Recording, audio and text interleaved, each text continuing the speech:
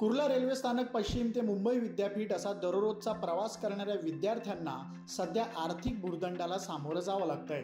बेस्टच्या 313 आणि 318 क्रमांकाच्या बस या कुर्ला स्थानकातून थेट मुंबई विद्यापीठात जाण्यासाठी सोयीच्या ठरतात।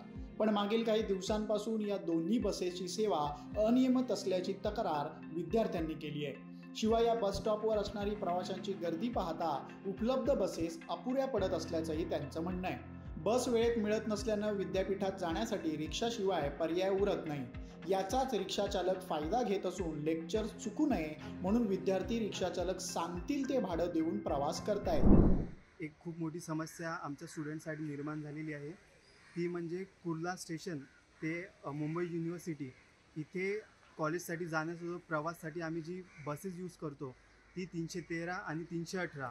मागील काळामध्ये आम्हाला थोड्या टायमामध्ये आम्ही वेळेवर पोहोचू शकत होतो, बट काही टायमापासून आम्ही हे आमच्या आढळण्यात अशी गोष्ट आलेली आहे की बसेसची जी फ्रिक्वेन्सी आहे ती एवढी कमी झालेली आहे की स्टुडंट वेळेवर लेक्चरवर पोहोचत नाही आहे, किंवा आता पावसाळ्यामध्ये एवढी गर्दी झालेली आहे की ते आपली बॅग असेल किंवा पुस्तकं असतील आणि एवढी चेंदाचेंदी त्या बसमध्ये होती की त्या गर्दीमुळे की खूप सारे स्टुडंटला प्रॉब्लेम त्याच्यामुळे फेस करावे लागत आहे।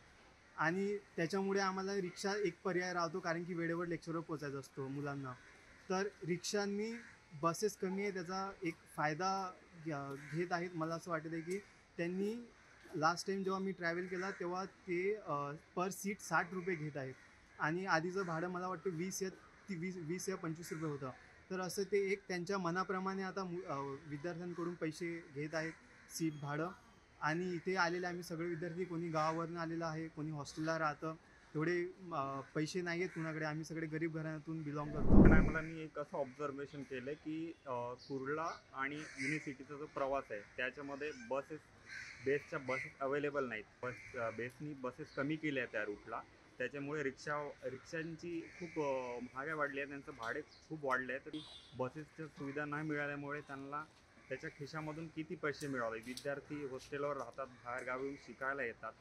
तर मला हेच म्हणायचं शासनाला की इथे बेसच्या बसेस चालू झाल्या पाहिजे आणि त्यांची टायमिंगनुसार बसेस सुटल्या पाहिजे विद्यार्थ्यांच्या वेळेवर।